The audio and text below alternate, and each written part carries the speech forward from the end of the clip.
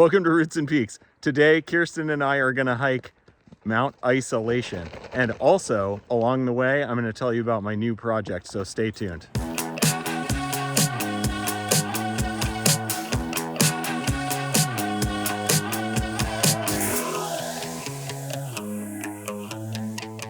don't know if you'll be able to tell, but Barley keeps running up ahead and then running back. On a day like today, where there aren't too many people out, we're gonna keep him off leash, but keep the leash handy. And I would say if you're gonna hike with your dog, just be considerate of others. There's a lot of people out there that are afraid of dogs, or maybe just don't want to interact with your dog. I'd love to hear from the viewers.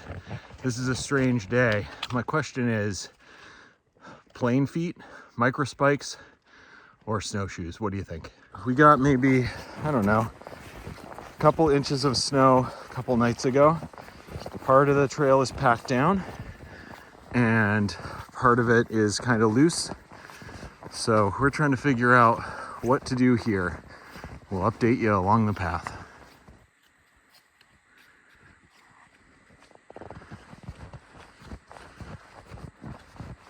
We got Barley a cute little sweater to go under his pack,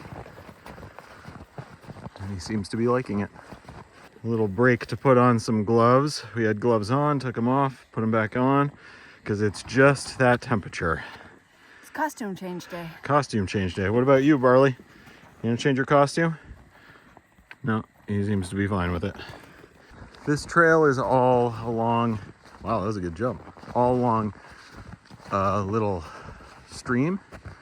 So you kind of hike up beside the stream and then down through the stream and across the stream, and your dog licks the water, the really, really cold water.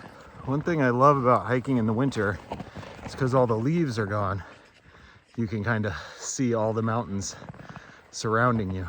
You don't even have to be that high to do that. And one thing I hate about winter hiking is post-holing. So, might be time for us to put on some snowshoes. It's interesting, the hike up Isolation, for the first 2 miles, it's relatively steep for this hike. You make up about half of the total elevation gain for the for the full kind of 7-ish miles to the summit. So you do a lot of elevation right away. It can be a little discouraging if you're feeling out of shape, but once you get over that hump about 2 miles in, then it's a lot more reasonable in terms of steepness. There's even some down places, which is a nice little rest.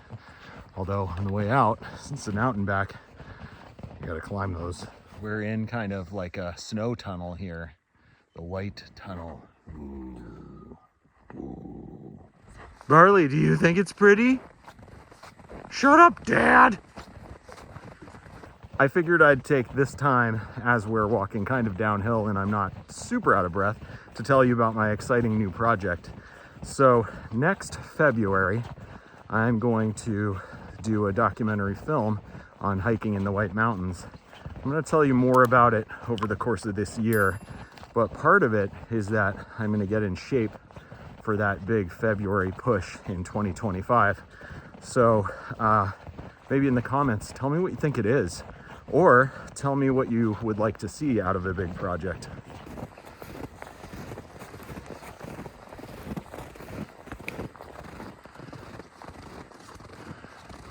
This part of the hike is really cool because it's almost like we're just walking in the woods. It's really flat, and it's easy to forget that we just did a 2,000 feet ascent because it's just flat and very cool.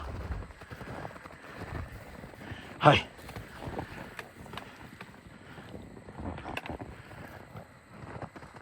Get the snow.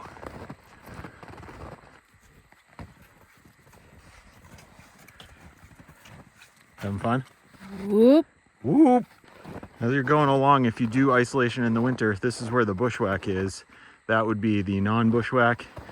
This T, I'm supposing, marks the bushwhack. Pretty cool.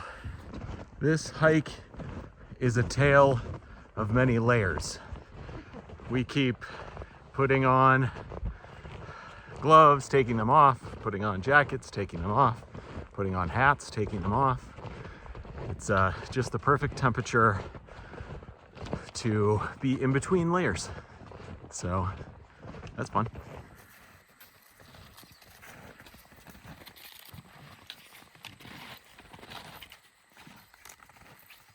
Our puppy is no longer ahead of us.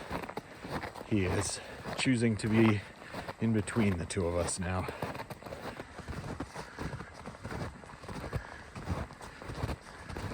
When you get back onto the main trail off of the bushwhack on Isolation, it's pretty obvious. It's a much flatter trail, a lot less trees poking you. Pretty nice, I think.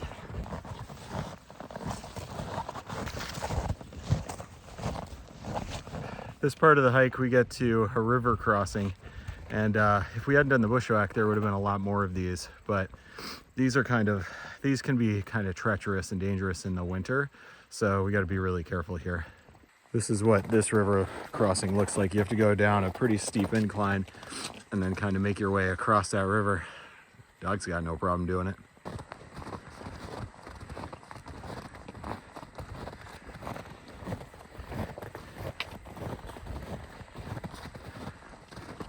At least in the winter, there's another bushwhack that I forgot about from last time doing this, that is quite steep towards the end of the trail, and it was a little unexpected, but it's very pretty. So we're making our way up that crazy ascent right now. All right, we going up the steep part, Burley. Whoa.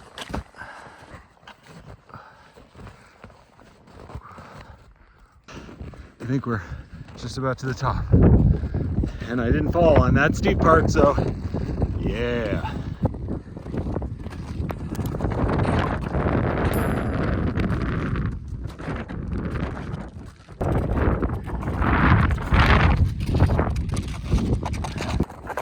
Here's the cairn.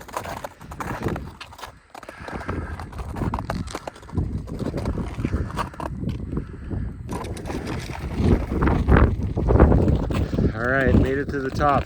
We're gonna end this video here because it's cold and the phone is almost out of juice. So see you in the next one.